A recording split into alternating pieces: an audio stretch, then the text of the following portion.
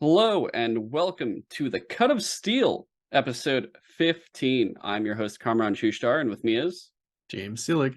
yo, dude. It's funny because we're right in between two Super Side Talk episodes at this moment, and normally Cut of Steel will have other people on, but it's just us because it's hella last minute. Literally, Uh, there's breaking news. yeah, breaking news. There was no plan to do an episode today. It was only because of today's announcements, which today, guys, is January 31st. Today we got the James Gunn DC universe full reveal. At least the And initial plans. yeah, the initial plans for it, for the first chapter. This pretty much episode will be all about his slate, the 10 things he announced.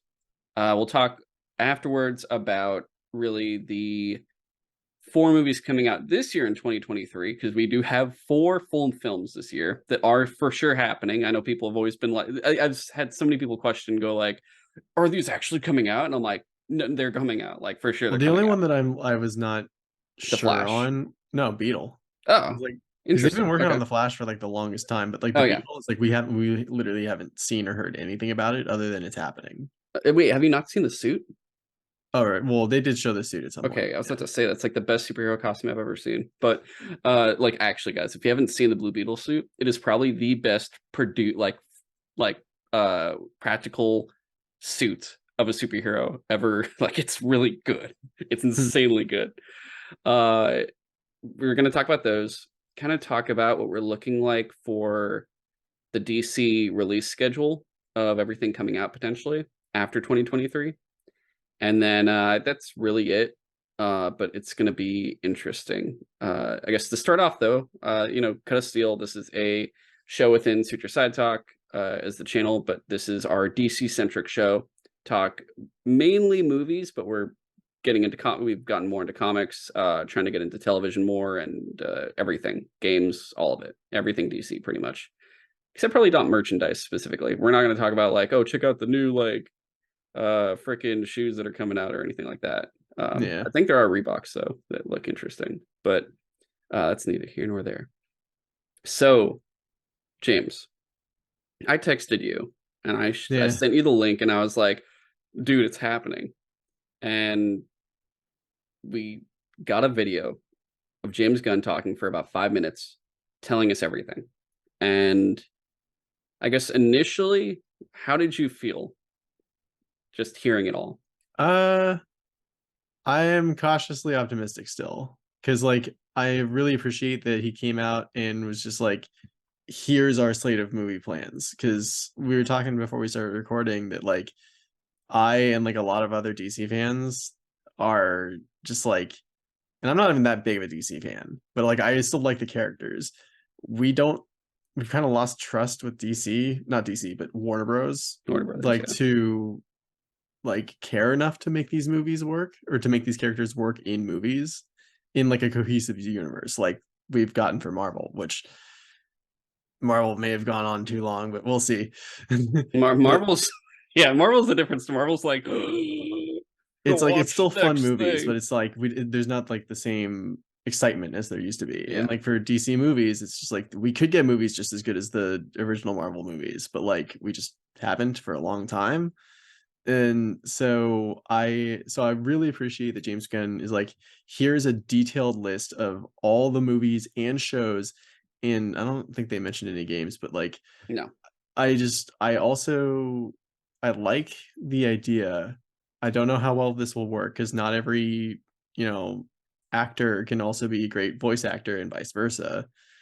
But it is an interesting idea that they're going to try to have the same characters be the same voice actors and essentially the same character across animated movies, live action movies, and games, apparently. yeah. So that's interesting. So when I heard this, I've been excited. I won't lie, I've been excited this whole time. I've just been simultaneously frustrated, Eh, specifically with my man Henry just getting the shit end of the stick nonstop. Henry Cavill has gotten so much shit of like, not from people. Like it's funny because like that's the one thing everyone can agree on, even Yeah, if the they don't fans like are Zack like, we Snyder's love stuff. him, bring him back. Yeah, like even if you don't like Zack Snyder's stuff, you're like, I love Henry Cavill's Superman. Like he actually works really well for that role. It just depends on, I guess, who's in charge of it and whatnot. Yeah. And he's been recast. It's gonna be a younger Superman and everything else. And that's what I've just been like, I can't believe it. I'm so annoyed. And otherwise, for James Gunn and his plan, when they first announced him doing it, I kind of had to think because I'm like, all right, James Gunn, he has done pretty much all really good movies except for one, which one other people really like. I just think it's hot trash, and that's Guardians of the Galaxy Volume 2. Uh, Otherwise, like Guardians 1, Slither, Super, those movies are great. I love those movies, and they're just so weird, but they work And the so Suicide well. Squad. Like And I the was, Suicide Squad, dude, yeah. I was Now so he's shocked how much I liked that The movie. Suicide Squad was really good. I'd say it's probably somewhere in the top 5 of the DC films that have come out for the DCEU. And Peacemaker was my number 2 show of last year. Like that was Yeah. phenomenal. I had a great time with that. So he's shown me like he can do really good. It's funny because like with DC, he got to take off the the child goggles that he had on for Guardians, and he's like, "Oh, I could do whatever I want. Cool. Yo, look, they're about to kill everyone. Also, that dude's dick is out." And then it's like that's a Suicide Squad movie, and you're like, "What the fuck, dude?" It's a good time, but they gave the announcement like, "Hey, this guy's in charge of DC now. He's DC's Kevin Feige, pretty much." And I'm like, okay, I think he could potentially do it just from his track record. Guardians 2 to me was a personal fluke. I didn't really like it. And the Guardians Christmas special was actually good. I like that. Uh, then came like, I'm recasting, I'm doing all this stuff, and I was like really annoyed. But James Gunn is already doing something that no one else has done, really. And that is communication. He has Yeah. nonstop been on Twitter talking to people, even responding to people very very well mannered. Like he's not getting out of hand. He's just like, I'm doing this. I Oh, I'll like answer your his question. I'm not going to do that. Like, Yeah, I like his response to like people saying like, "Why'd you fire Henry Cavill?" He's like, "I didn't fire Henry Cavill. I just didn't hire him." yeah, I was like, that was, I'm like punching the wall like Henry. um, so the funny thing I think was Ray Fisher, Cyborg. He like tweeted a That's thing so where sad. dude, this is the fucked up part. This is like, dude, Ray, stop, delete it, please. He did I it. didn't even see what he said. So there was something James said to him, and then Ray brings it up and he goes, "Look, he deleted it. Oh, I I remember can't believe he that. did this shit." And then someone goes in the comments, dude, he has his stuff set to auto delete at after a certain amount of time. His stuff auto deletes after all that previous Twitter controversy where people dug shit up. He now has it to That's auto delete, fair. so we don't have to deal with that again. And so everyone's like, Ray, just calm down. He's not targeting you. He just it auto deleted. It wasn't even like on purpose. Like, relax. Uh, anyway, sorry, I keep derailing here. For this announcement, I knew that this guy is communicating. He is telling us everything on Twitter, not like giving us everything, but he's like answering questions, being like, yes, no, this is going to happen. This won't happen. I'm not going to cast someone like this. I'm just going to do whoever fits, whatever. And then he gives us this slate and he says, well, actually, before this slate, one last thing. Everyone asked, is this going to be like the MCU? And he said, no. If anything, it's going to be like Star Wars. And that hit my head, Interesting. that very much clicked in my brain where I understood exactly what he meant. And I'm like, that's really good. That's how you make it different. Okay. So what Star Wars is, guys, I want you guys to think about this. Star Wars is a vast universe, a vast, vast universe full of all this shit. And you have books, movies, live action TV shows, animated TV shows, games, all in the same world, same universe, I guess, not world, but in the same universe, and they all work together, but they aren't necessarily related whatsoever. They just do their thing in that universe, but they all exist there, and it's all canon for it. That is what he's doing for DC. Which So is you basically how the Marvel movies like started and now just everything's all connected. Yeah, well, for the Marvel movies, it was different because you knew they were all going to meet up. You're like, when are they going to Sure. team up? And then after that, it went from when are they going to team up to you see, if you want to watch this, you have to watch this, and this, and then you watch this, Yeah. and then again watch that, and you're just gonna, and then you stab yourself, and then you're like, oh, okay, cool. Here's the rope, It's and literally why people don't want to get into comics right now, because it's like you'll read something and that's it'll why they be like, relaunch. That's why they go back to number one so many times in the yeah, comics. But and also, it'll be like, read this other comic. It's like, I don't want to get that comic. I want to understand the story with this comic. well, that's the thing too. They still work comics now to where they make sure every comic can be someone's first comic. If you actually look at the very first page of a comic book, it'll be like this hero's a this, Yeah. and this, and it gives you like the thing, and it's like, all right, enter the story if you want to start there, and if you like it, maybe go back to the earlier stuff. But uh, for the DC doing this, I'm like, okay, this really works, and I love that they're making it this big because they're not even dipping into multiverse power yet, which is really interesting because like when you really look at DC, like Marvel, you know, they're like, look, it's the Spider-Man multiverse and the Doctor Strange multiverse, when it's actually kind of funny. Doctor Strange, you're like, look, it's Benedict Cumberbatch like 3 or 4 times, and then Spider-Man's is like, look, it's 3 different actors. Yeah. But um for DC, like DC's always been much better and bigger for multiverse than Marvel ever was. Like they're the ones that really did it first. They were like, hey, check out all these different worlds. They started Elseworlds, which was all the alternate places and whatnot. So it makes sense that they are kind of still doing it, where they are now marking the multiverse as Elseworlds. They're going the Batman, Matt Reeves, that's Elseworlds.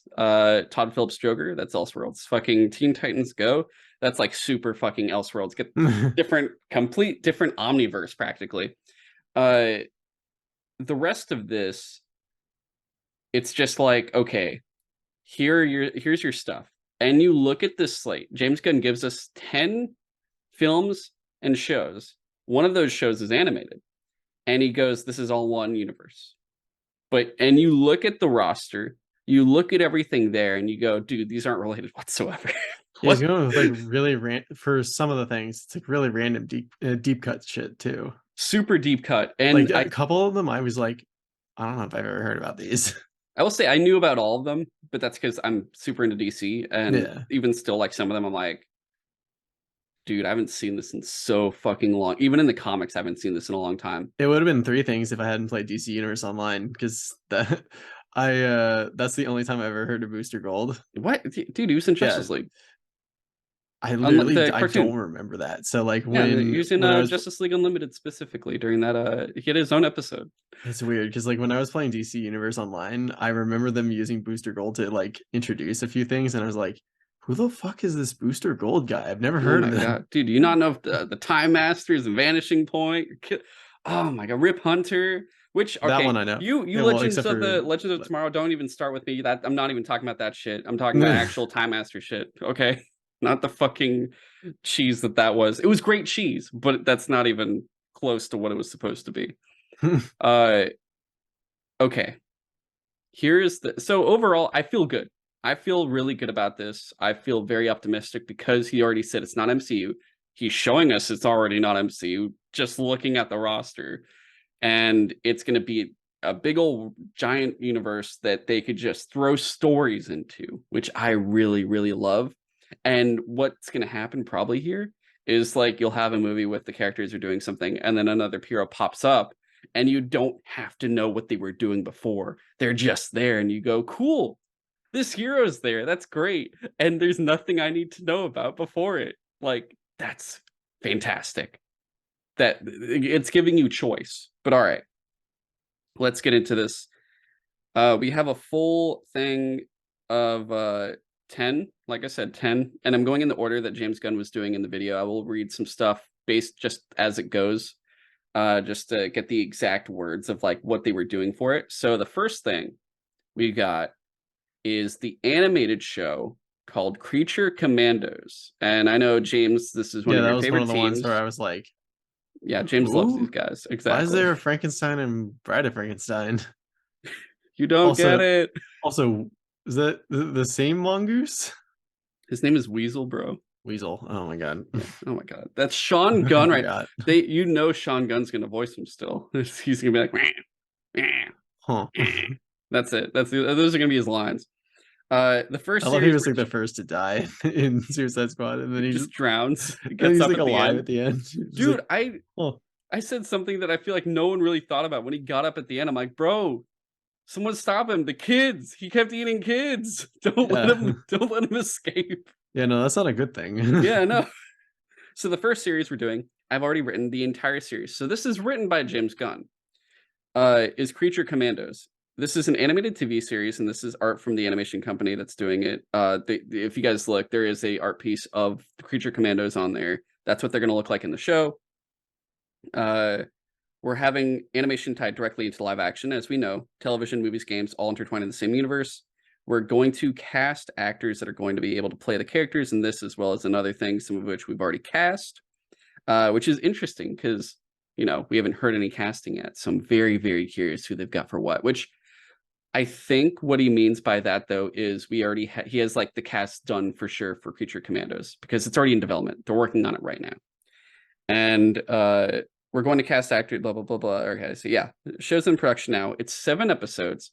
So James Gunn already wrote all 7 episodes. The animation team is working on it at this moment. It sounds like the cast is already figured out for it, and they are probably doing voice acting, animation, everything for it right now. In this image, from left to right, if you guys look at the image, on left, you have Rick Flag Sr. So this is Rick Flag from the Suicide Squad, who died, who Peacemaker killed. This is his dad. He's going to show Oh, up in interesting. he follows it up with, he's going to show up in other stuff, which means most likely live action.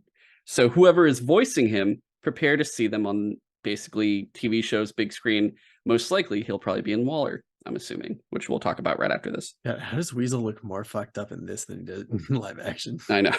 Then Nina Mazursky, which is the creature from the Black Lagoon type person. Dr. Phosphorus, which is a Batman villain. This is a big Batman villain who's like a chemically crazed dude. I'm very curious that he's on the team, and it's very cool that James Gunn was like, hey, look, it's Dr. Phosphorus he's actually there. Like the average person's not going to know who Dr. Phosphorus is, which is really, really cool. This is probably gonna make me sound real dumb, but I thought he was like some version of the dude from Batman Beyond. No, that's not Blight. Blight, right? That was his No. name. God, that's such a fucking cool name. Frankenstein, Eric Frankenstein to be exact. The Bride of Frankenstein. Finally, GI Robot and Weasel. So Frankenstein, he's got his own book for a certain amount of time called like Agent of Shade. Shade is like one of the organizations in the DC universe or in the comics that's like more supernatural a bit. And his partner is usually like the Bride of Frankenstein. I remember one time, I think the Black Lanterns like pull out his heart, and he's like, "Bro, I'm Frankenstein. I have 2 hearts." It's really good. It was really. I got parts to spare. Frankenstein gets fucked up a lot, honestly. He's in a lot of stuff though. They do put him in a good amount of projects, especially since they really revamped him in New 52. I don't think they've shown the Bride in a while, but at least he's been pretty present in comics. I think the most recent thing was DC versus Vampires, which was very crazy. Weird. It was an Elseworlds thing.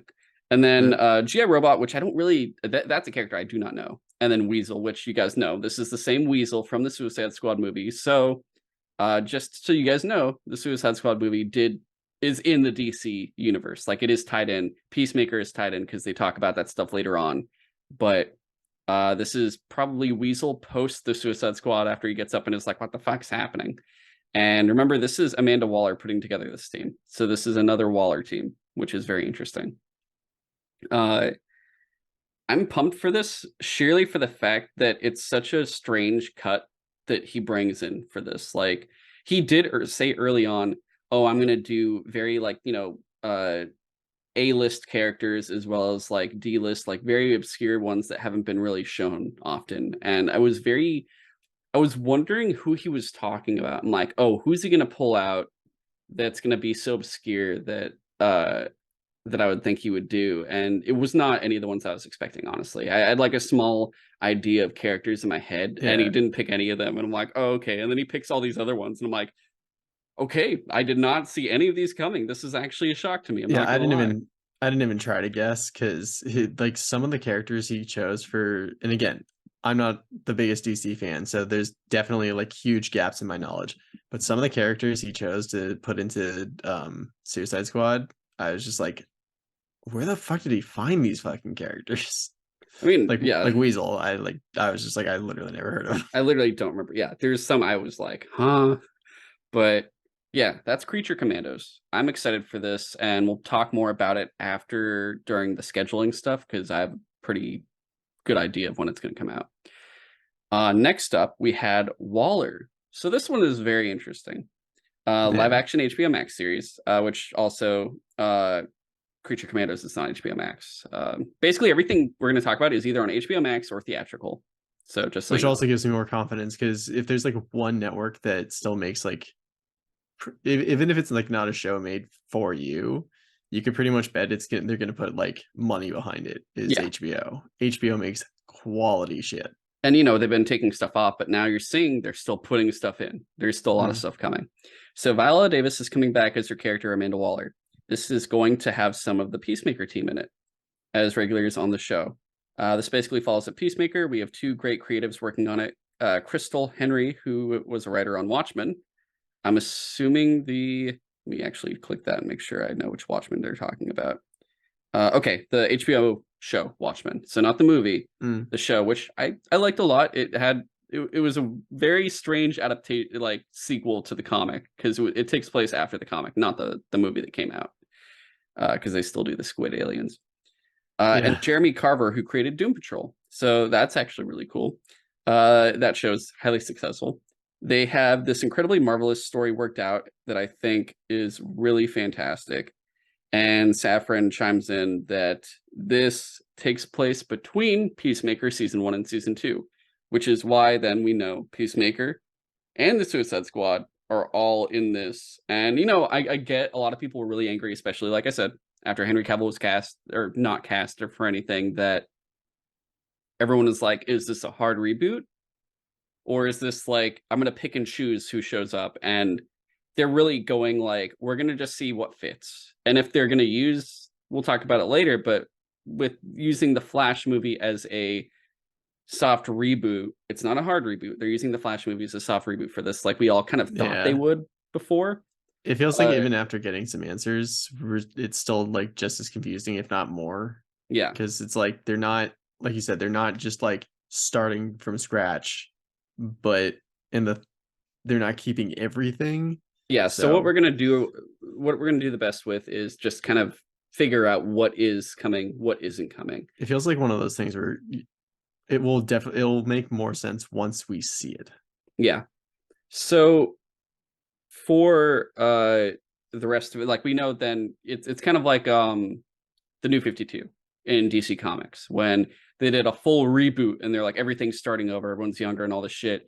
But then they went specifically Batman and Green Lantern. All those comics kind of still happened. It already happened, and you're just like, wait, what? And they're like, yeah, it'll happen in 5 years. Just go with it. Like just go with it. Just let it work. And you're just kind of like, fuck. And then you read Batman and they're like, fuck, this is really good.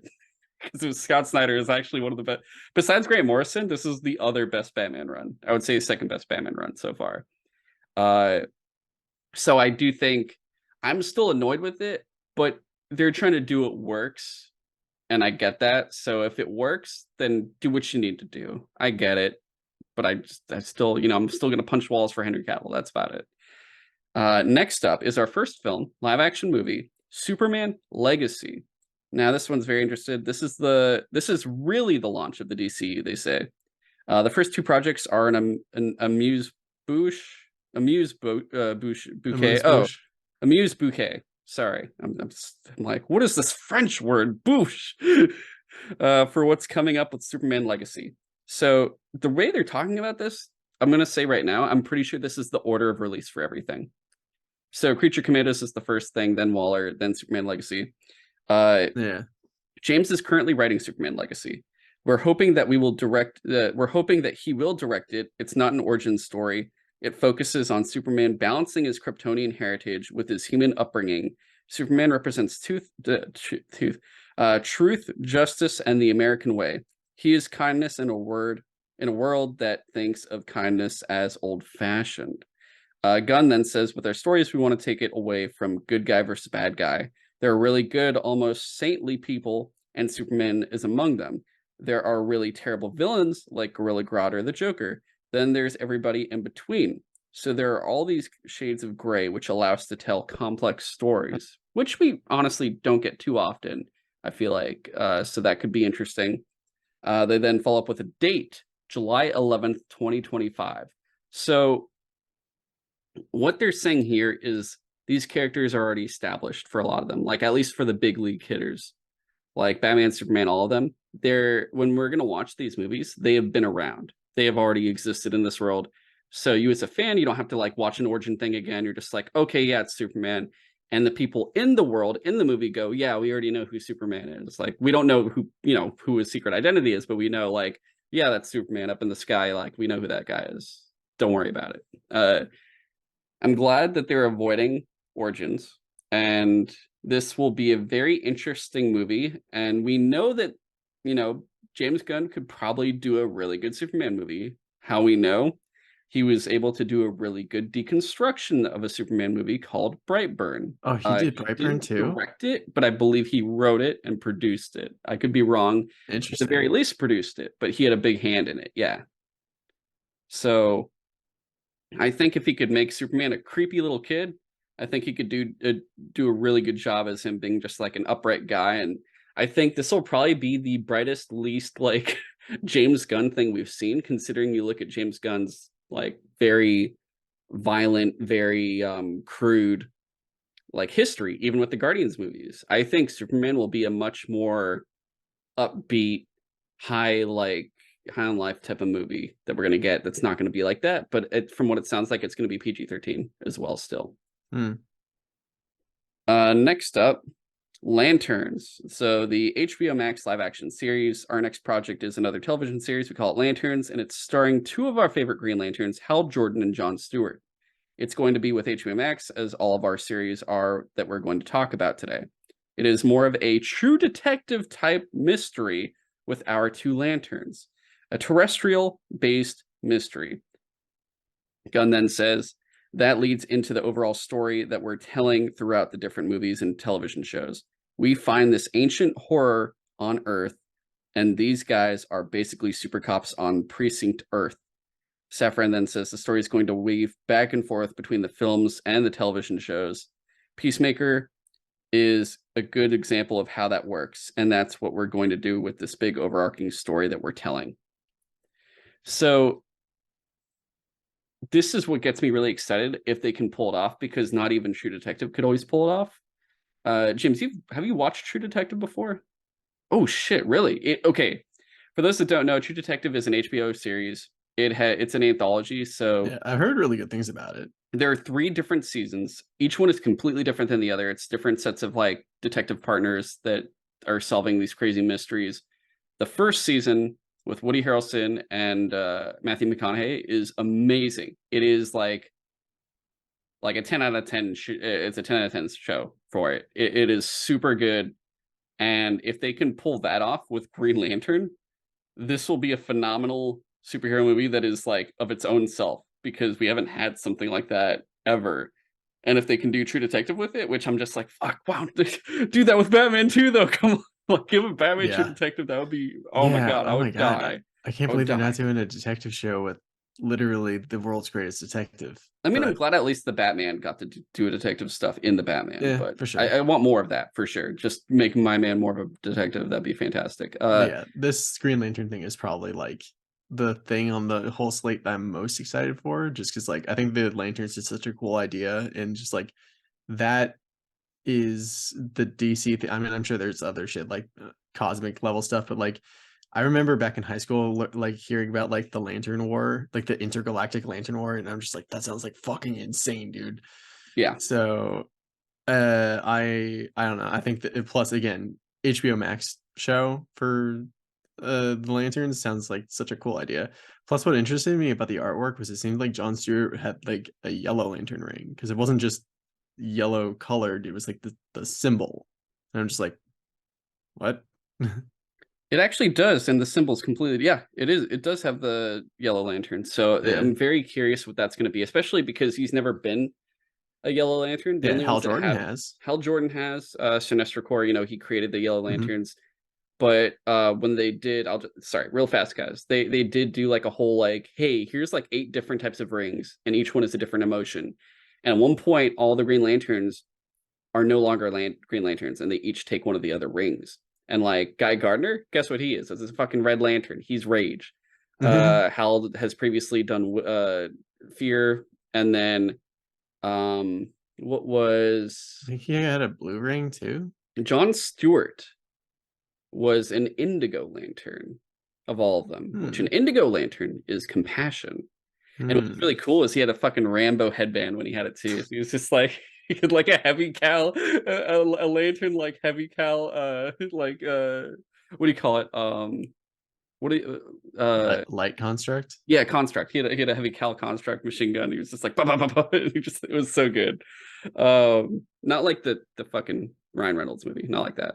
I But kind of liked that movie, but it could have been better. the cool thing about this too, for those that don't know, Hal Jordan, Air Force pilot. John Stewart, he's a Marine, U.S. Marine Corps. So this will be really cool. I'm very curious what it's going to have, and I'm assuming now that we've gotten this, the Green Lantern Corps movie that was going to be a buddy cop movie with them is probably for sure canceled. Now Yeah, we're getting that's instead why that sounded familiar. they said Lethal Weapon in space originally, which it was a Right. cool concept, but True Detective is more interesting to me than Lethal Weapon. I'm just gonna say it. Yeah. Like, I'll take True Detective. Sorry. And there was another Lantern show that was gonna have like Alan Alan Scott. Sorry, Alan Scott was gonna have like who else is gonna be in it? I think Simon Baz and Jessica. What's her name? Holy crap, Jessica Cruz. Who are like some of the newer lanterns, but I think that was probably also scrapped. I think anything that was in development previously was all scrapped, most likely, guys. So if you didn't know that, sorry, it's probably gone. Um, this is going to be very interesting, and the way they were talking about that with film, it sounds like they're starting with an HBO Max show, and then we're probably after that going to get a Green Lantern movie. I'm assuming because there are now 6 human lanterns that they could go through if they really want to, and just like kind of and that's not counting Alan Scott, who's Justice Society, but they have plenty of lanterns to dig through, and they can have them just all pop up here and there. They don't even need to like do like, oh, this is only this lantern. They could be like, yeah, now all of them are in this one or this one and that one, and they could do an origin movie for like one of the lanterns, and you already have these ones established, so they're also in it. So there's a lot to go through here, especially for like the lanterns. They have their own practical world of like lore and universes to go through, so it's going to be Oh really yeah, fun for them. it goes super deep with the Green Lanterns, or all the lanterns. Next up, this one I thought was a show. I didn't know it was a movie. I guess it's 5 movies. The Authority is a movie. This is I'll tell you guys right now. Wait, yeah, I thought it was a show. Wait, It's his live action movie on the website. This is oh, for sure, guys. This is gonna be rated R. This is gonna be James Gunn's rated R movie for sure, yeah. This is easily. the second thing that I was just like, I think I might have heard of the Authority at some point, but I don't know them at all. So James Gunn says this is one of my real passion projects, and I knew right there when he said passion project, I'm like, there's gonna be so much blood and death in this. It's not even gonna be funny. Yeah, he really likes the obscure shit. I've been working really hard on it with writers, and we're starting to put together the entire story. This is a big movie. I don't know how many of you are familiar with the Authority. No one was. I mean, I was, but they're Wildstorm characters. Wildstorm was a comic imprint that was bought by DC that I really love. We're moving a lot of these Wildstorm characters into the DCU. The Authority is a very different kind of superhero story. They are basically good intentioned, but they think that the world is completely broken, and the only way to fix it is to take things into their own hands, whether that means killing people, destroying heads of state, changing governments, basically whatever they want to do to make the world better. Eesh. We'll see how the journey goes for them. There are morally great characters in our DCU, all of which these are. P.S. We love that they think the ends justify the means, and they're the ones that decide what's right here. So remember, guys, this is the same Earth that's gonna have Superman and Batman, but the Authority is gonna be there too. They're probably gonna be in the more like third world or something, being like, "Yeah, I'm just gonna fuck up this place, and it's gonna be fine." I think it's for the right reasons. Wouldn't it I be will. really funny if in a future Batman movie, Batman is like apprehending the Joker and throwing him in Arkham again? Then like one of the authorities shows up and is just like, I'm killing this motherfucker Oh, because just you keep Midnighter just leaving shows up like, I got this, Batman, breaks his neck. I did it, Batman. I'll see you later. him. Midnighter's and like, I look like Batman too. So, Yeah. okay, real quick on the Authority, guys. So the Authority was an image it was an image imprint. This is when all of those people that were at Marvel left Image, and then, I mean, left all those people at Marvel left Marvel. So like Todd McFarlane, Jim Lee, a bunch of others, and they went to Image, and then they created their own imprints. Todd made like McFarlane toys and stuff, but he made Spawn. That was his big thing. And then Jim Lee made Wildstorm, and he had stuff like Wildcats and the Authority and Gen 13, I believe. So they had like all these different series going on. And then DC was like, we'll give you a lot of money if you come over here. You could take all your shit too. Just come and draw for us and whatnot. And he was like, okay. So he takes Wildstorm, leaves Image, takes, because the whole thing was when you went and made your imprint Image, you could take it with you. Like it was your thing. That was the whole Interesting. point of Image, was it was Creator. Like they had it up with like, they were pissed off at Marvel because they're a big company telling them what to do. And they didn't like that. And they had a lot more freedom doing their own thing. And so he left, took it all to DC. So then Wildstorm became part of DC. For a long time, it was publishing on its own. So you still had DC Comics. You had Vertigo, which had like Sandman and some other stuff, Hellblazer and whatnot, Fables, and it was like the supernatural universe. And then you had Wildstorm, which had a big old W icon. And it had Wildcats, which had like characters like Grifter.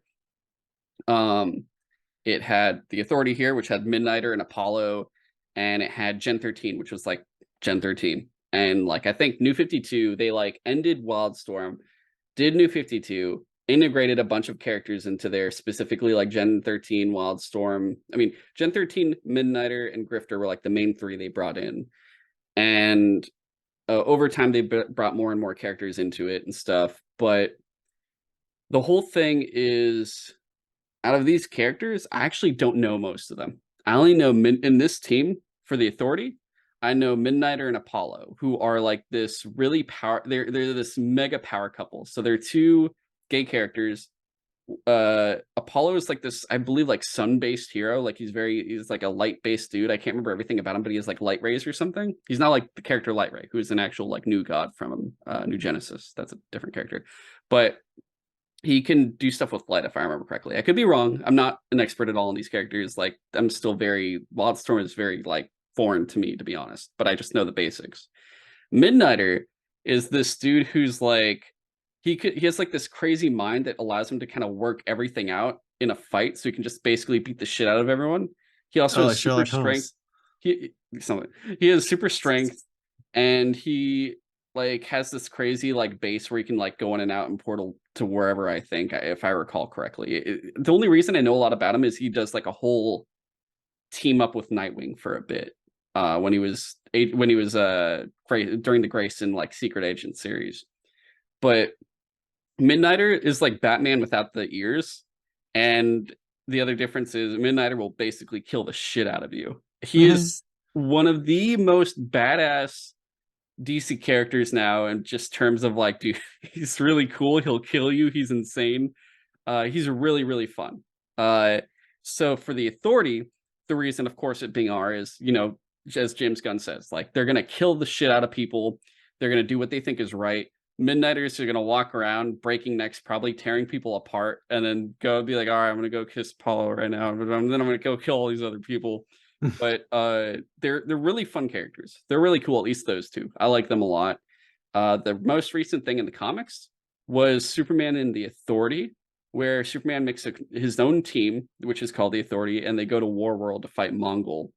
And on that team was Apollo and Midnighter. One thing I will say is There is actually no, that's not. At first, there's like a metal looking character, and I thought it was Natasha Irons, Steel's niece, who's also Steel, but that is a completely different character, so I don't I really love know her who that name is is. Irons.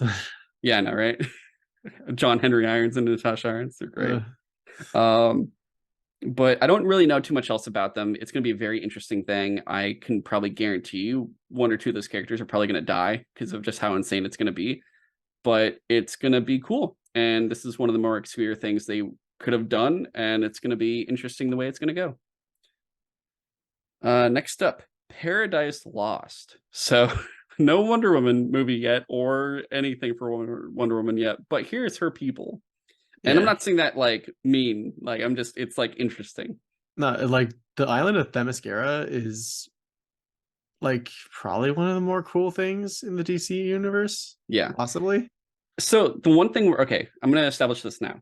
The one thing I'm pretty sure like we're for sure probably that's not crossing into the DCU from the DCEU. So not from the previous cinematic universe we've had. The Trinity and their backgrounds are probably for sure not coming over. So no Henry Cavill Superman, no Ben Affleck Batman, no Gal Gadot Wonder Woman. All of those characters and their backgrounds are not coming over. So we're not getting like Jeremy Irons Alfred. We're not getting Jor-El Mom Pa Kent from like the Kevin Costner and everyone else there. We're not getting the mascara we've already seen, and we're not going to get Chris Pine come back for a third time back to life and then die a third time and be like, Hallmark movie, don't you love it? And be like, no, I want to leave and go anywhere else. This is the mascara, and this is called Paradise Lost. This is a Game of Thrones type story about the mascara / Paradise Island, home of the Amazons and the birthplace of Wonder Woman. This involves all of the darkness, drama, and political intrigue behind the Society of Only Women. It's an origin story of how this Society of Women came about. What does it mean? What are the politics like? What are their rules? Who's in charge? What are the games they like to play with each other to get to the top? I think it's really exciting. The events really take place before Diana's birth. So right It's there, interesting that it's like an origin of the island in the society. yeah. So one thing now we're already seeing is in this universe, not everything is in the same like happening at the same time. Not all of it's present day. It seems like Creature Commandos is present day. Like everything seems like it's present day for the most part. The mascara or the I keep forgetting what's this. The Paradise Lost. It is not. This is before all of that. So this is going to probably be the earliest like in the timeline of everything we're going to get is going to be this movie or HBO Max show. And I like that they're taking influence from other HBO series. Like we're getting True Detective, we're getting Game of Thrones now, and it's like all women Game of Thrones on full of Amazon. So it's gonna be all these like tall, like powerful women that are like, I also have intrigue, and I'm gonna kill you when I get the chance, and all this shit. And I probably work with like Ares or something. Like I imagine Yeah. there will be Greek god influence in this, and that could be potentially also like some of the people that pull strings. I think by the end of it, like this is probably not going to be a 2-season thing. It seems like a lot of these might just be like 1 season so far. And for this one, like you can assume by the end of it, Diana's mother, Hippolyta, will be on the top and she'll be like a leader by the end. So That makes sense. yeah, it'll be very interesting because I had imagined like, are they going to be all new characters they're creating, or we're going to get like Hippolyta, what's her face, Artemis, and Philippus, and all these other Amazons, or Nubia. Like, there's all these different Amazons that are maybe not well known to the average person, but if you like know Diana's background, you'll know like these specific key Amazon figures that they usually have in a lot of this stuff. Uh, Either way, though, I'm very curious how this is going to go. Then here's the big one, the brave and the bold. This is the introduction of DCU's Batman. It is not Robert Pattinson. It is not Ben Affleck. We're working with Robert on the Batman Part 2 with Matt Reeves, and we're working with Ben Affleck, who has been part of our team trying to bring things together, and he really wants to direct one of our projects. We're excited for him to do Interesting. that. Hmm. This is a story of Damian Wayne. who's Batman's actual son that he didn't know existed for the first 8 to 10 years of his life. He was raised as a little murderer and assassin. He's my favorite Robin. That's the most. That's like James Gunn when he let all this kid fucking cut a guy's head off and put a grenade in his mouth and said crime lost. That happened. That was like his introduction, and Tim Drake's like, what the fuck is wrong with you? It's insane. And he tosses the head at Tim Drake and it blows up, and Tim Drake almost dies. He was. It's based on Grant Morrison's comic run, which is one of my favorite Batman runs. I would consider it the best Batman run. We're putting it all together right now. This is going to feature other members of the extended Bat family, just because we feel like they've been left out of the Batman stories in the theater for far too long. I want to see Nightwing and like Batgirl so bad. All right, let's talk about this real fast. Like, let's talk about this, guys. Okay, first off, the Brave and the Bold. What a good name to throw in there. Like, I love the fact that the Batman's getting harder to do movies for, sheerly for the fact of titles. We already had The Dark Knight. We already had Batman. Now we have the Batman. And like, you're kind of wondering like, what can they do still? And you're like, well, let's think about this. There's actually a lot of Batman comics that came and gone that used to be like ongoing series for a while. You have Legends of the Dark Knight. You have Shadow of the Bat. You have Streets of Gotham, Gotham Streets, Gotham Knights. Like, there's a lot of different, not the TV show that's coming out that looks like shit or the game, but Gotham Knights was an actual older comic imprint or comic series. So all of these different titles could be used as movie titles. Brave and the Bold was actually one of them. It is a team-up book where it would either be Batman teaming up with a new hero each episode, or in the cartoon it was like that, or in the issues it would be like that too, or it would be 2 random heroes each issue. It wouldn't necessarily always be Batman, but that was the point of it, the Brave and the Bold. It could be like Red Tornado and Hot Girl, and you're like, oh shit, Red Tornado and Hot Girl, what's going to be their adventure? Or like, I don't know, Green Arrow and Supergirl, and you're like, what the fuck is happening? I love this. Brave and the Bold, though, for this is going to be really cool because Damian is an amazing character in the comics. In the first couple years, he was the worst character in the comics. You all hated him. He was a piece of shit. And then he becomes the Robin to Dick Grayson's Batman, because the whole thing in that was Bruce Wayne was like trapped in time because Darkseid fucking shot him with his Omega beams, and it was really cool and insane. Grant Morrison's insane, but he did it. And Nightwing, I'll say this also, Dick Grayson is the best Batman in the comics. It's actually a thing. He was really, really good as Batman. But they were the best dynamic duo, and Damian eventually became a very well-known Robin to becoming the de facto Robin. Like, he is the best Robin in comics, period, at this point. And he's this smug kid who's been trained by the League of Assassins. So his mother is Talia al Ghul, daughter of Ra's al Ghul, who's one of Batman's main archenemies. And he basically can fight all the different stuff that Batman can do, just a lot more lethal. Because Batman, he goes around and he's like, I want to take out all these people, but I want to know how to do it non-lethally. I want to do like all this different stuff. And then Damian's just like, trained by these assassins, go cut this guy's head off. And he's like, cool. And he gets taught all this academic stuff. So he's very, very smart. He's incredibly intelligent. Like, this kid is like much better than Batman at his age, because like, it's like, oh, what did Bruce do at 10? Watch his parents die. What did Damian do at 10? Yeah. Cut a guy's head off. Like, it's very, very different. I think that's why I like Damian so much, because he talks a lot of shit, but he can like literally back it up. Yes. Like in every situation. So the whole thing here is it's Grant Morrison's run, and the picture they show is it's funny because it's actually one where it's the Batman in the picture is actually Dick Grayson. That's Dick Grayson as Batman in that picture. I'm imagining it's going to be like I didn't even know that. the book Son of Batman, which was the beginning of his run, and in it, like, he gets introduced to Damian and he's acclimating to all of this. And the way the movie sounds like it's going to be the same thing. So it's going to be Bruce getting Damian and kind of trying to teach him how to be a hero and take away the roots of the assassins, which makes him a lethal killer, and tries to make him different, where he's like, instead of being a lethal killer, you can do things non-lethally also, I can tell you want my mantle. You want to become Batman eventually. So it's very interesting how it's going to go about. And one of the key Yeah, things they say here, or actually, what do you I want to say? I could be like completely off base on this, but I have a feeling that this could be like an actually funny Batman movie. It could be. Because like I every mean, they other make Batman, death funny. James Gunn makes death very funny sometimes. well, there's that, but also it's just like every other Batman movie has been very like serious and Yeah. dark.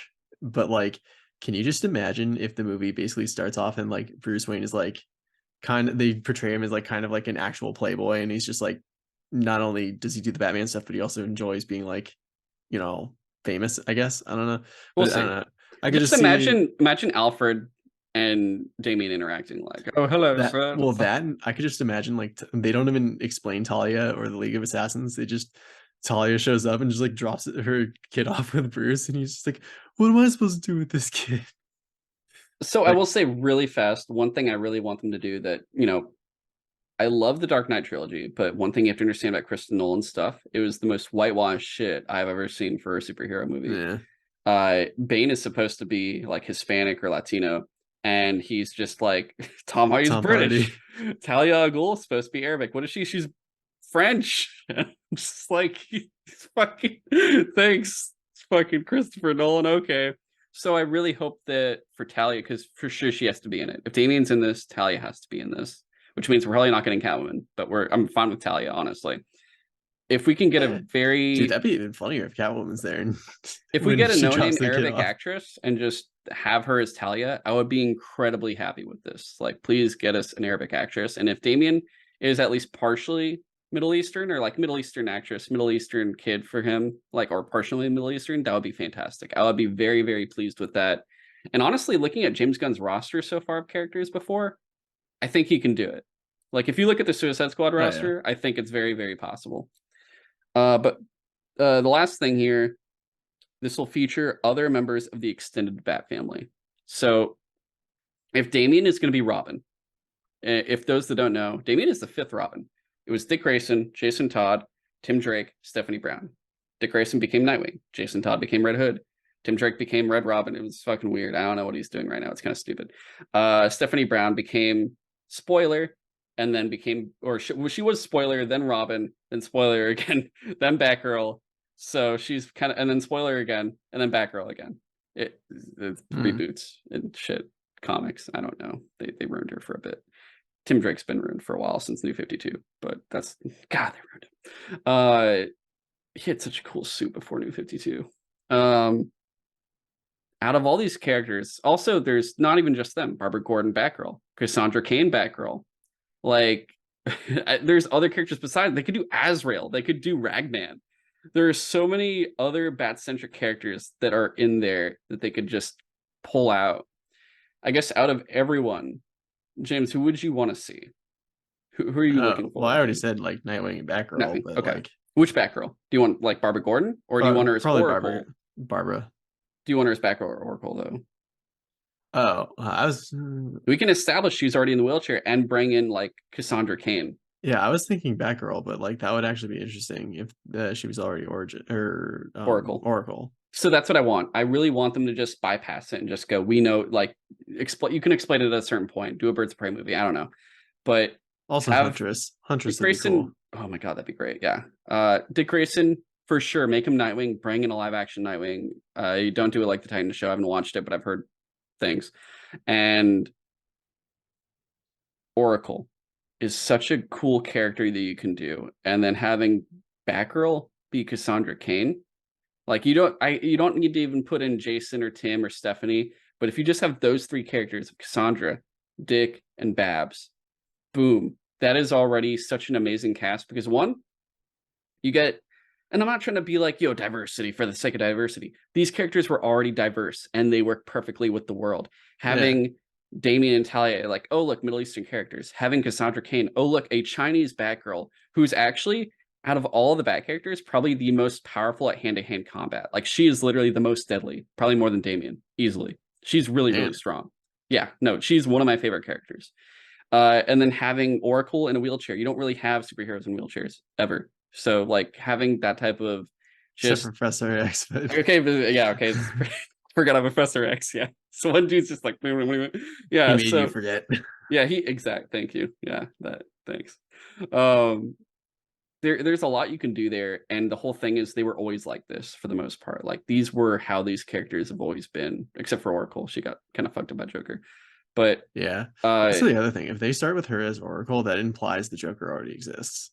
yes, and I mean we're gonna assume he exists considering how long Batman's probably been Batman. Yeah, for sure. Well, Uh that's true. Yeah. yeah, his rogues gallery will be very interesting because they, it's not tied down by like the Batman's like being grounded or the Dark Knight being grounded. So there's a lot more room for interesting villains to show up in this movie. The ones I can imagine being in it, if it's like Grant Morrison style, like in the animated world, it was I think Deathstroke, but they don't necessarily need to do that because in the comics, it got more. Actually, it'll be kind of weird for comics because comics they went very strange with it. It was like characters you probably won't see in the movies yet, because they were very like specific and they weren't like well-known villains like El Penitente, Barbados Wayne stuff. Uh, and the Black Glove. It was at the White Gloves, the Black Gloves. I forget, but it was a crazy society of people. But either way, I'm really excited for this. I'm excited for the potential of the Bat family. This is for sure my favorite thing that was announced because I love Batman and I love the Bat family. I love Nightwing. Nightwing is like my favorite superhero, so this is going to be really, really cool. Next up, Booster Gold. So I was not expecting this. We knew Yeah, there's a this blue. one I was like, really? They Yeah, had okay. a blue and gold movie in the works before. It was supposed to be a blue Booster Gold Blue Beetle, like Ted Cord Blue Beetle buddy movie. And then it got scrapped for sure because now we see this. This is an HBO Max series. A total fan favorite, as you know, a loser from the future who uses his basic future technology to come back to today to pretend to be a superhero. I think it's basically a story of a superhero's imposter syndrome. How do you deal with that? It's about how he tries to use this future technology to be loved by the people of today and what is really at the base of that. It's a character story that's going to be a very different type of show, and we're talking to an actor about it now. I think of all the things that might relate to would be Peacemaker of Yeah, they're not all literally that what was they just making me think seem. of Peacemaker. Under their skin, they're going to be completely different. It is true this dude was like a football high school football star in the future and then like tried to do all this other stuff later on, didn't work out. He was kind of a loser, took a bunch of future tech, went to went to present day and was like, look at all my cool stuff, I could be a superhero now. And everyone's just like, you're still a loser. He's like, fuck. He's this very comically fun guy, and it sounds like they're gonna do that, but also like Peacemaker, it'll be funny, but then it's gonna get very serious when they go under the skin and kind of show Yeah. you what things are really like. So it's gonna be really good. And I think it'll show, his own trauma or like backstory of just kind of like what he was like growing up in the future, what things were like for him and all that stuff. Uh, it's gonna be very cool. And I would love it if they do get Ted Cord in this somehow. Ted Cord is Blue Beetle, the original one before Jaime Reyes, and we'll see what goes on with that because it sounds like Jaime is going to be here to stay as Blue Beetle as well. But if we could get Ted Cord, I don't know if Ted Cord's even going to. He could be in the Blue Beetle movie as well already. Like that would make sense. This is like his mentor. Like I used to be Blue Beetle, you're Blue Beetle now. Kind of like Michael Douglas as Ant-Man, and he's like Yeah, now you're Ant-Man Paul Rudd and whatnot. I could see that. Yeah. Then Supergirl, Woman of Tomorrow. This was very interesting because this is a very, very new book. Like this was already on. This was one of the contenders for 2022's like comics of the year.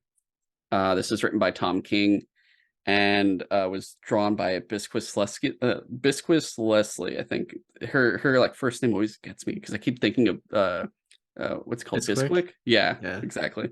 Uh, Bill Quist Evely. That's her name. God, I'm so sorry. Tom has been one of the, so they say this is based on their work. Tom has been one of the architects of this entire situation.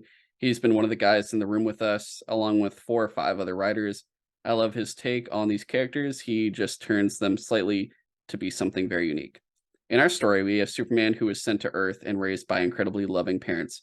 Kara was on Krypton. She was on a piece of Krypton that drifted away from the planet, and she lived there for the first 14 years of her life in a horrible situation where she watched everyone around her die.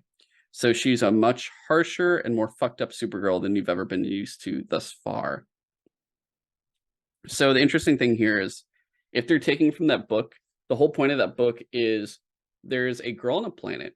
Her dad gets killed by this guy. She wants revenge, so she's trying to hire people to kill this guy. Eventually, Supergirl kind of takes it up, and they go after this dude, and it's like a planet hopping excursion across a galaxy. And by the end of it, like, Supergirl succeeds, takes this guy down, doesn't kill him though.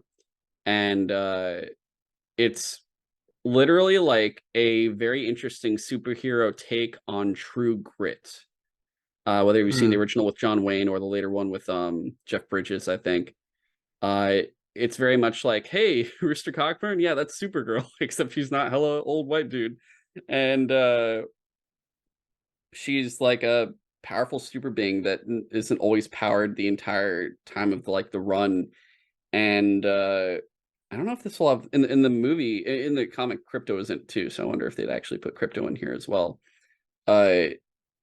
It could be a very, very interesting, very dark film that still is just like epic at the same time, like very adventure. This is like the DC adventure movie, most likely. It's like a tie between adventure, western, maybe western, I'm not really sure. It's like it didn't have western feel too much, but it just had the very same plot of like girl wants revenge on guy who killed her dad, gets like hired gunslinger to help out. And this is the same premise, just not the same setting. Even though the girl is like from a backwater like planet that's like Old West kind of, more or less. So I'm very curious as to how this is going to go. If it's like, I guess because she's already Supergirl, she's already been to Earth. She already like knows Superman, and this is her doing her own thing.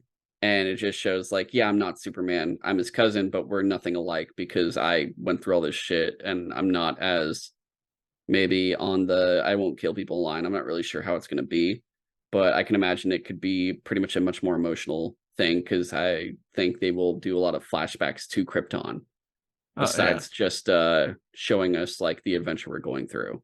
But think of, yeah, it's going to be sci-fi adventure is my guess. Yeah, sounds cool. Yeah, I'm pretty excited for this.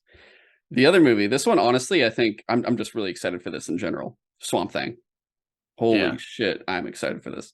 The final film we wanted to talk about is Swamp Thing. We bring it up because it's important to point out that in these stories, although they're interconnected, they're not all totally the same. Each set of filmmaker brings their own aesthetic to these films, and the fun is seeing how these totally different works mash up in the future. This is a film that will investigate the dark origins of Swamp Thing. We are actually developing a few other things as well, but for one reason or another, we can't see them. This is the first batch of stuff, but there may be a couple of surprises to come. There's not much said on Swamp Thing. It seems like this is like their final thing of this chapter. Like it's ending with Swamp Thing, but one thing I will say for sure, it's not going to be like that movie we got before. There's two live action Swamp Thing movies, and they are weird 80s, they're just weird, and they're not the best representations of the character. I think this will be very interesting. I think this will bring in like the Arcanes, both Abby and Anton, which for those that don't know, Anton Arcane is like Swamp Thing's arch nemesis, and Abby is his love interest, especially if you look at the Alan Moore Swamp Thing run.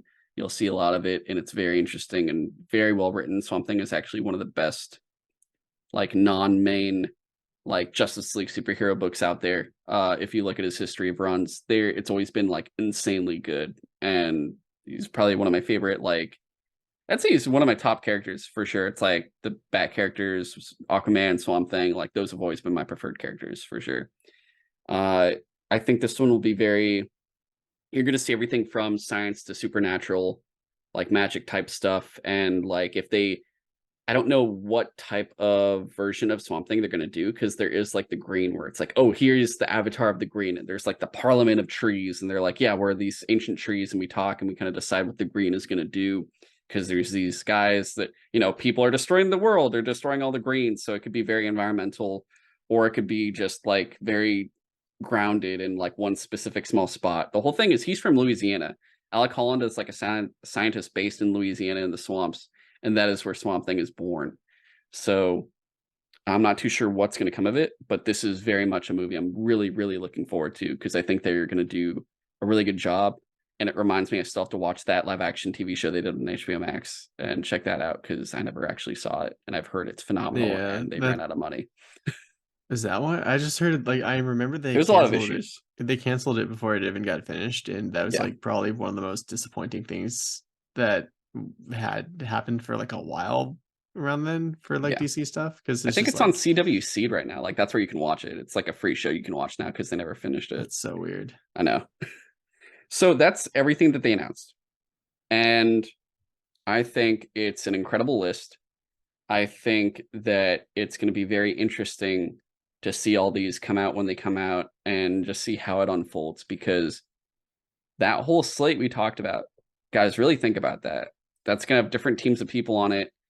Not, I mean, I know a lot of Marvel projects have different teams of people, but this is like, hey, just watch this one thing. It's its own thing, pretty much. Like a hero might show up in it from a different thing, but that doesn't mean you have to go check that out. Like you could just like watch this and be fine.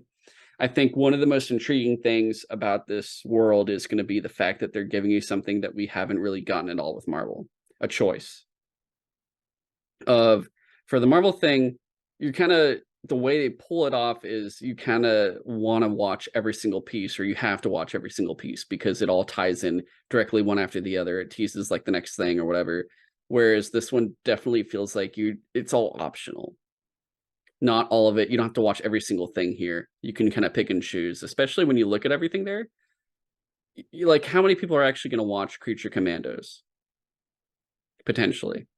Like, it could be a thing where people watch it, but not everyone does. And then people go and watch Superman and they go like, hey, whoa, is this the first thing? And they go, no, check out Creature Commandos if you want, but you don't have to, but you could check it out and you go, oh, okay, cool. And then you go and watch it after, and it might get an influx of watchers later on as time goes.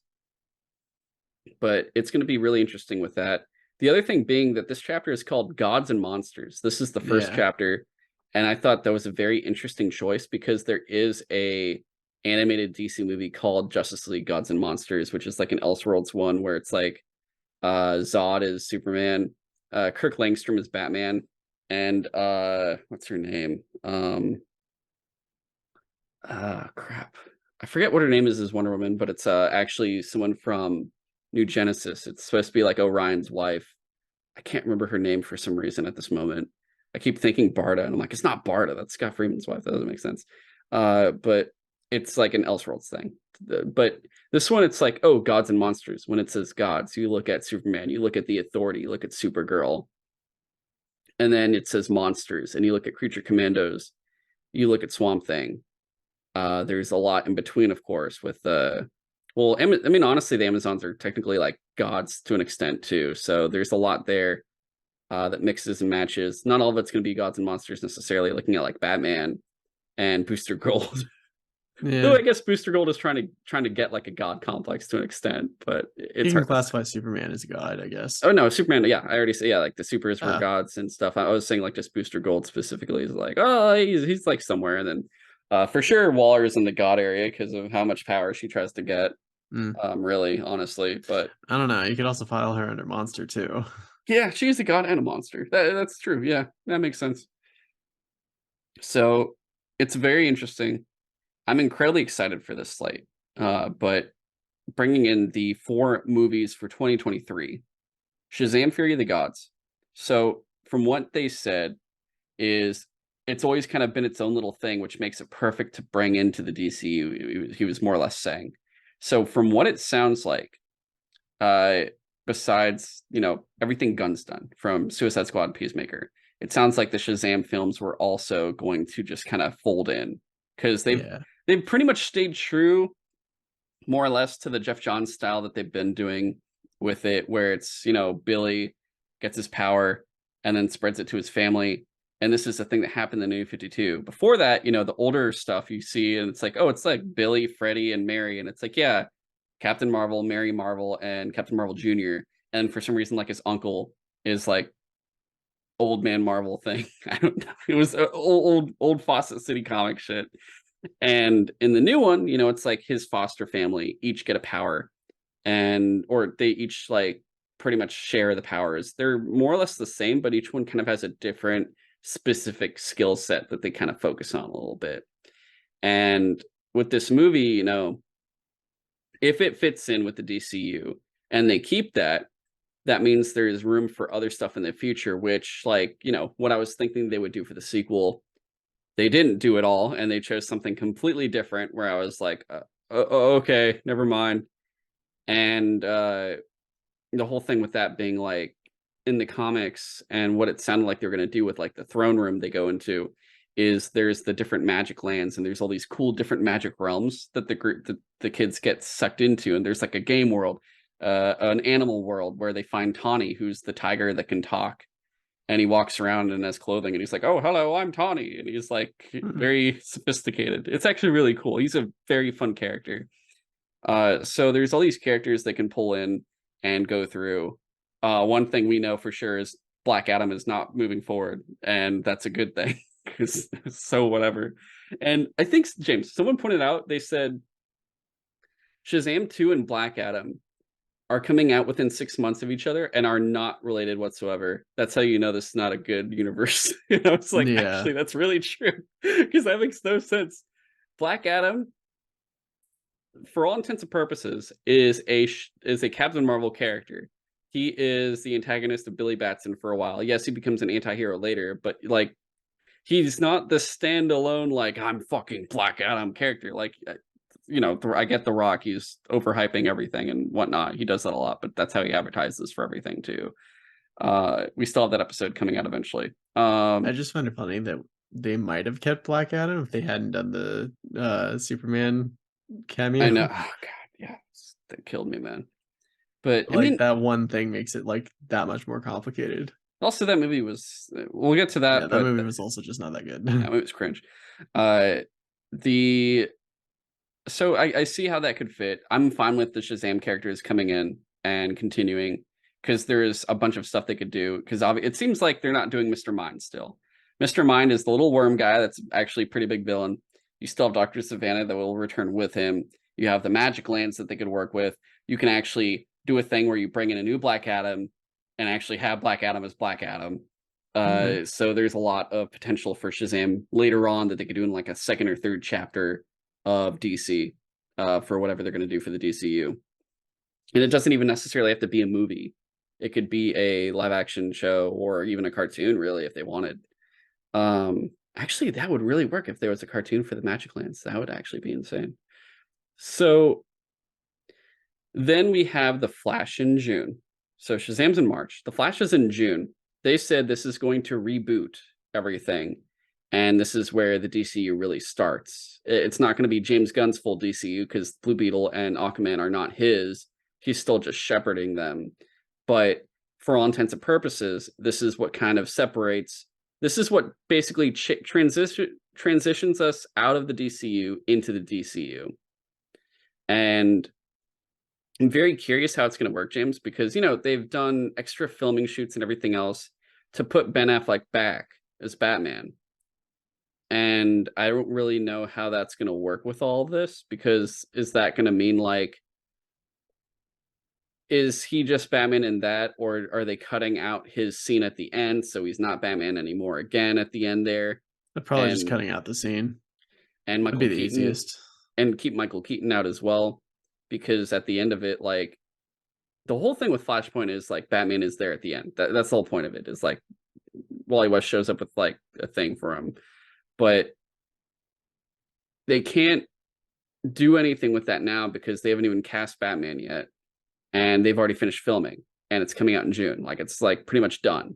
Oh yeah. So it's going to be very interesting how they pull that off and what it's going to do. Like what even we're going to see in that movie, because there's been a lot of stuff that's leaked that's rumors, and we don't really know if it's true or not. It's very hard to say, but I'm very curious to see what actually shows up in this movie and what this movie ends with, because, like, I think it's going to be very much like a semi like showing of what we're getting, because it's like they couldn't finish it all. Like, it's not James Gunn stuff, like I said, but we're getting like that partial reboot feeling from it. So I would say don't expect everything there to potentially stick, by the end of it because we're already getting the changes. So we'll see really what stays and what doesn't. Leading into Blue Beetle in August. This is by far the easiest thing that can carry over. He's very standalone. There's nothing that ties him down to anything yet. Yeah, I like doubt, like you said earlier, like all we've seen is the suit, so super easy. I doubt we're gonna get anything more than maybe Ted Kord showing up. I don't think we're gonna get like any other characters. I will say actually, Shazam. There's been a lot of rumors that Gal Gadot's Wonder Woman will show up in it, just like we're gonna get Ben Affleck Batman in the Flash. There was apparently deleted portions where they were originally going to have Gal Gadot's Wonder Woman and Henry Cavill's Superman in it too, but they took them out. Or they canceled that part. So like each one has a Trinity character, and then Aquaman 2 in December, which sounds like it's just fully in there. They're just like Jason Momoa as Aquaman is going to continue, from what we've heard, and it sounded like Jason Momoa said something too about that, like, "Hey, cool, I get to, I'm not going." He said like, "I'm not going anywhere." That's what he said. And James Gunn's saying like this is still post Flash reboot. The only thing being is they did extended filming for Ben Affleck's Batman for this as well. So I don't really know what's going to go on with that. If he's actually going to now remain in the film, or if they're cutting that after doing all that extra filmmaking, if they're just going to cut their losses with it. It's going to be very curious how it's going to look by the end of it. All we know is like, if they continue all the Aquaman stuff, that would be cool.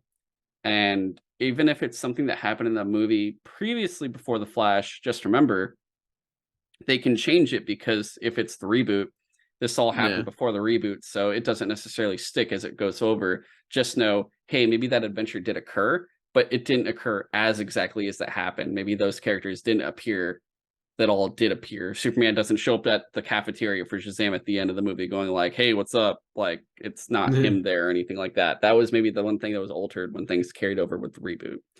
So just keep that in Well, at least mind. there's the easy out for the Shazam movie where like they did show Superman, but they didn't show his face. That is true. Yeah.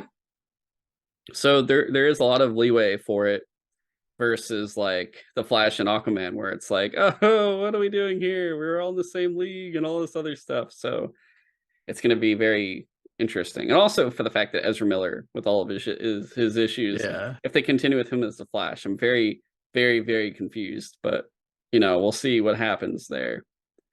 What if they introduced Wally in that movie and they just like go on with Wally? I'd be totally fine with that. Wally's a better Flash. I would say that any day, because he was the Flash for majority of the comics. After Barry was like sent to fucking time speed hell, getting chased by the Black Racer for like ever. Otherwise, yeah, that's pretty much all four of those movies.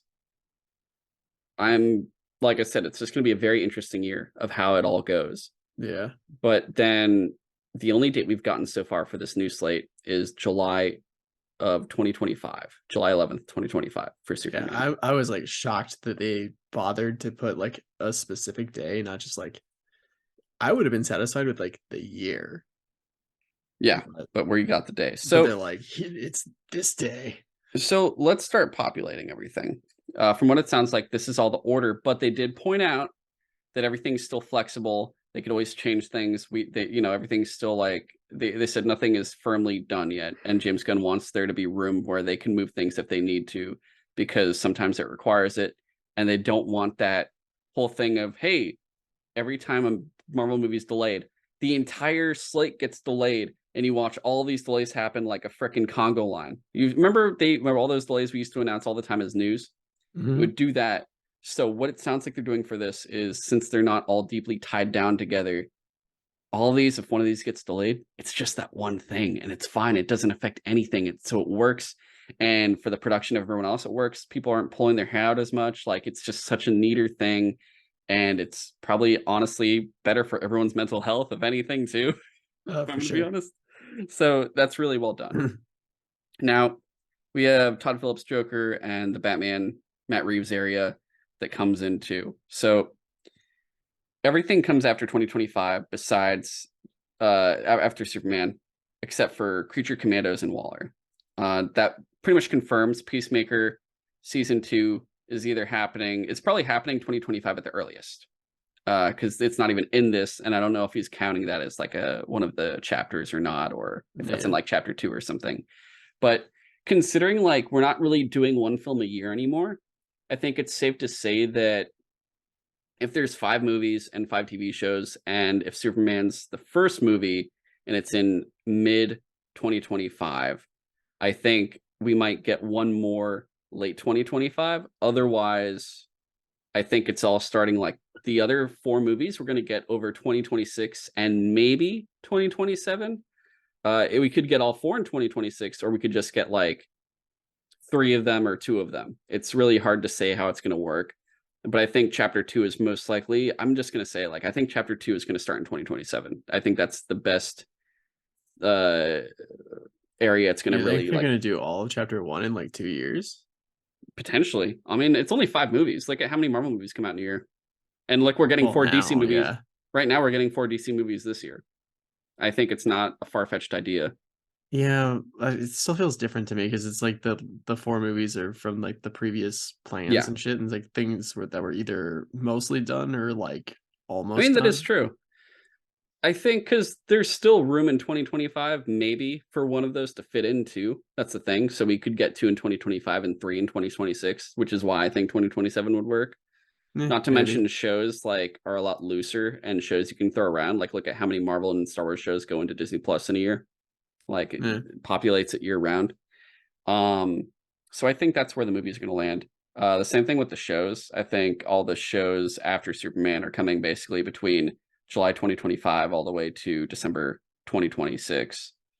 Except for Creature Commandos and Waller, I think are, since, you know, we're seeing Superman mid-July, I think Waller is going to be like February of 2025. And I think Creature Commandos could come out as soon as next year in the fall. I think that would be like an October 2024 type ordeal that they're going to do. Just throw it out there in October. Hey, cool, it's creatures and monsters. Perfect time for Halloween. Yeah. That makes perfect sense. The reason I also think all this is going on, one thing is the Batman Part 2, Matt Reeves' sequel, got a release date of October 3rd, 2025. So it does come out after Superman Legacy. We're getting the second Matt Reeves Batman movie. The Joker movie comes out next year, October 4th, 2024. And the other thing is the Penguin show for HBO Max that is coming early 2024. So I think 2024 is going to be the kind of deadest zone for DC movies. Like we're just going to get the Joker movie, and then we'll get pretty much like Penguin and Creature Commandos. And that's really it for 2024. We might get Waller, maybe, but I doubt it. And then if anything, maybe one of the other Matt Reeves Batman tie-ins. I'm not too sure, because like there's Penguin, there's an Arkham potential one, and maybe a cop one for like HBO Max series spinoffs that like takes place between the Batman 1 and 2. Otherwise, there's really not much else, dude. Like they're ending Titans and Doom Patrol, and I think those are ending this year. There's not really anything else besides maybe season 4 of Harley Quinn next year, because I don't know if that's coming this year. There's a Valentine's Day special, but I don't think there's anything else after that. I think there's one final season they're going to do, and it's season 4, and that's probably going to be, considering, you know, it takes time for all the animation. And remember when they did the DC fandom Harley Quinn thing? They were just like, hey, we're not ready yet, so here's like a quick snippet of her talking for like a second or something like that. No, I don't remember that specifically. I think they did something like that, but considering how long it probably takes them to animate that show, I would imagine it's not coming out this year, but next year. Like it's an every 2-year type of show, potentially. I could be wrong, but I feel like it's not going to be until next year. Otherwise, yeah, I think that's kind of what we're looking at for the slate. And if there's anything I'm missing, James, let me know, or anything you think about that. I think you got, because like I didn't even remember half of those, like the Penguin show and stuff. Like, I don't know. Who are you, man? Come on. Dude, if I'm gonna be honest, I'm running on fumes right now. I'm so tired. Oh no, understandable. But I think that's really everything. I know we kind of drowned down a lot. I mean, I really kind of just drowned down. I kept going, dragged for a lot of areas, and for some reason couldn't read certain words right. I kept saying them Yeah. wrong, but I'm also kind of tired. That is all the DC stuff that came from that news. It's very interesting. We finally got it. It's a really cool slate. Like I really believe in this. I think this is going to be really cool. I think this can do better in Marvel in the sense that it's giving the person less fatigue because you don't have to watch everything. But because I don't have to watch everything, it makes me want to watch everything at the same time because it's like, oh, these are all different. Everything here is completely different in tone, idea, and just like theme. Like we're getting True Detective show, we're getting Game of Thrones show, we're getting spacefaring adventure show or a movie that's going to be like true grit in space. Like here's Batman potentially dealing with his son. Here's Superman having an identity crisis. Here's Booster Gold also having an identity crisis. It's completely different Yeah. identity crisis. Here's the Authority fucking up the world. There's so much difference. It's basically going to be like The Boys almost, just without the commercialism in it. So there's Yeah. so much to go on here, and it's going to be really cool how it all just unfolds. And I think, James, the best part about this, dude, we finally have a clear path. I think There's that's what finally I'm answers. yeah, I think that's what I'm most satisfied about. It's just like the fact that they actually have like a plan for the whole thing and not just like trying to wing it like Yeah, movie to movie. yeah. So that's been the cut of steel. You can send us comments, questions, anything you guys want us to talk about. It could be questions about just any random DC thing if you guys really want to. Or if like you read something or played something and you just want to talk about it for a second, have us like spend like 2 to 5 minutes talking about it in a future episode. Just send us comments and questions at suturesidetalk@gmail.com. Follow, like, subscribe, all that kind of stuff at Suture Side Talk on TikTok, Instagram, and Twitter. And just subscribe on whatever platform you're listening to or watching, whether it's any podcast or YouTube. And if it's Apple Podcast, give us a 5-star review. If it's Spotify, please rate us. And if it's YouTube, give us a like besides subscribing. You can follow James on Twitter at InvaderJim124, and you can follow me on Twitter at GoGoComzilla. I'm glad now in the span of a month, I've gotten 2 Cut of Steel episodes out, so I'm very, very happy with that. That hasn't happened in a very long time since really the lead up to the Snyder Cut. But the next 2 episodes, one is going to be about Black Adam. I'm still working on that. We'll talk about that fun movie that we all love and cherish, right? Yeah. And then now, more importantly, too, is going to be our whatever happened to the DCEU. Now that we've seen the new slate and we've seen new shows and movies that are basically for sure killing off other ones we thought could still come, we're going to go through everything ever announced. So you can kind of see all the things of what could have been and whatever happened to certain things, and maybe things that came out that turned out differently than you would have expected. So there's going to be a lot of stuff to talk about there. Like I said, this is going to be anywhere from 1 to 3 episodes, depending on the length and how much we really get into it. I think, honestly, it's probably going to be 3. I think at the minimum, it's going to be 2, but we'll just see about it and who I get on for those. But all that stuff is coming eventually. Otherwise, this is coming out before the Suture Side Talk episode we were supposed to put out this week. Tomorrow, we'll have out the episode talking about Callisto Protocol, the game that's like a spiritual successor to Dead Space. And then after that, I still don't know. I haven't figured it out yet, but most likely, James, I'm thinking it's going to be an anime episode. I just don't know which shows yet and who we want to get for those, because there's some people we can definitely get for certain shows. I just got to figure out which person matches with which show. So Right. all that's coming. Otherwise, that has been the Cut of Steel, guys. Catch you all later. Thanks for listening.